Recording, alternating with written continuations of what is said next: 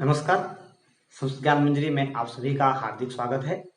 जैसा कि आप सभी जानते हैं कि आपने पिछली वीडियो में मेघदूत आदि गीति काव्यों के ऊपर चर्चा सुनी।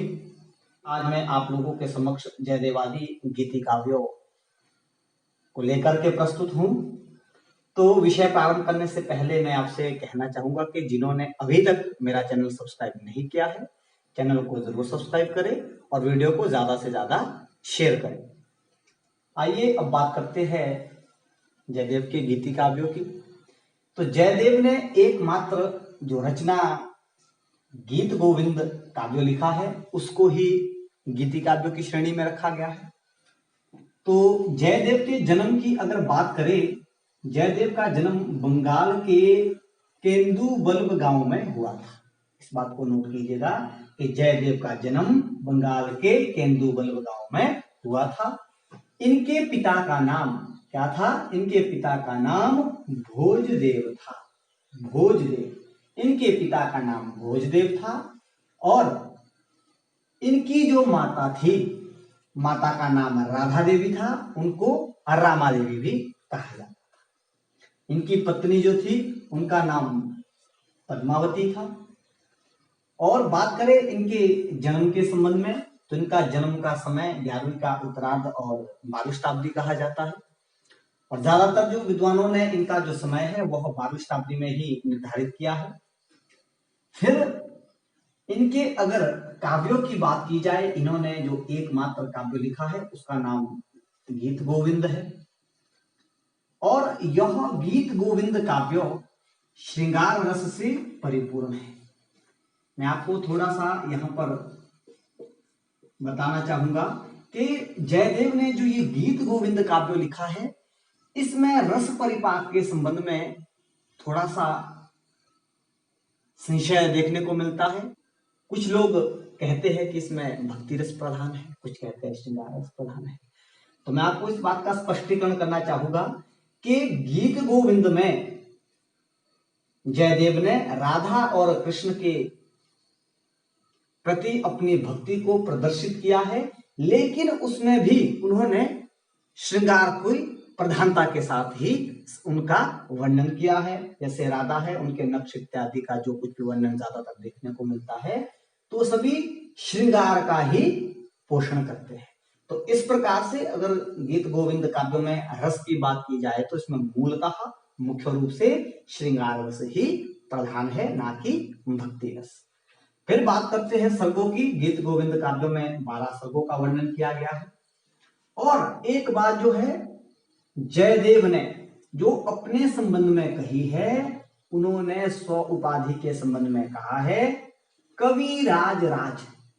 कविराज राज, उन्होंने स्वतः ही अपने लिए कविराज राज की उपाधि दी है या संज्ञा दी है। तो ये जयदेव का एक सामान्य सा परिचय था, उसके गीति काव्यों गीत गोविंद का सामान्य परिचय था। अब बात करते हैं आधुनिक जाने माने विद्वान पंडित राज जगन्नाथ की। तो संस्कृत साहित्य जगत में अगर बात करें पंडित राज जगन्नाथ की, तो जो आधुनिक कवि हुए हैं उनमें बहुत ही सम्मान के साथ इनका नाम लिया जाता है। पंडित राज जगन्नाथ की अगर बात करें तो इनका जो रस गंगाधर साहित्यिक जो अलंकारिक ग्रंथ लिखा है वह बहुत ही प्रसिद्ध है। और उसमें इन्होंने किसी भी पूर्ववर्ती कवियों की बात का ग्रहण ना करके स्वतः ही अपने विवेक के माध्यम से उस रचना का वर्णन किया है। तो ये बचपन से बहुत ही प्रखर बुद्धि के विद्वान थे। अब इनके बारे में चर्चा करेंगे कि इनके पिता का नाम पंडित राज जो जगन्नाथ जी थे, इनके पिता का नाम पेरू भट्ट था और इनकी माता का नाम लक्ष्मी देवी था। ये जो है तैलंग ब्राह्मण कहे जाते हैं, तैलंग ब्राह्मण थे। और ये अपनी जो युवावस्था में पहुंचे तो ये दिल्ली में शाहजहां के दरबार में ही रहे। और शाहजहां ने उन पर क्या होकर के आकर्षित होकर के, मुग्ध होकर के उन्हें वहीं पर जगह दी और उनकी इच्छा के अनुसार जो यवन जो कन्या थी उनके साथ विवाह करा दिया। और शाहजहां ने उन्हें अपने जो पुत्र दाराशिकोह था उसके लिए जो है बुलाया था। इनका जन्म की बात करें तो इनका जन्म समय 17वीं शताब्दी में माना जाता है। 17वीं शताब्दी का पूर्वार्ध भी कह सकते हैं। कृतियों की बात करें तो पंडित राज जगन्नाथ की 13 कृतियां मानी जाती है।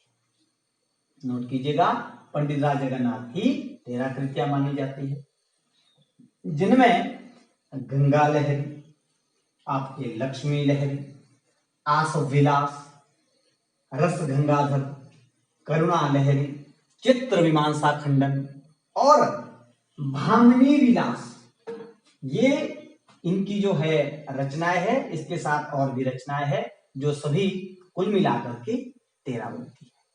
इसमें से जो इन्होंने भामिनी विलास काव्य लिखा है इसको गीति काव्यों की श्रेणी में रखा गया है। भामिनी विलास गीति काव्य कहलाता है।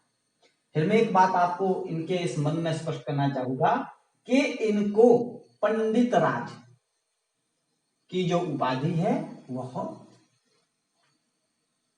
शाहजहां ने ही प्रदान की थी। इनका नाम पंडित राज ना होकर के ये इनकी उपाधि पंडित राज थी, जो कि बाद में नाम के साथ संलग्न हो गई। तो आगे बात करेंगे प्राकृत काव्यों के रचयिता हाल की। हाल ने गाथा सप्तशती लिखा है जो कि आर्य छंद में वर्णित है। इसमें भी 700 श्लोक है, लेकिन यह जो रचना है महाराष्ट्री प्राकृत में लिखा गया है, ये नोट कीजिए। फिर गोवर्धनाचार्य ने भी आर्य सप्तशती नाम से गीति काव्य लिखा है।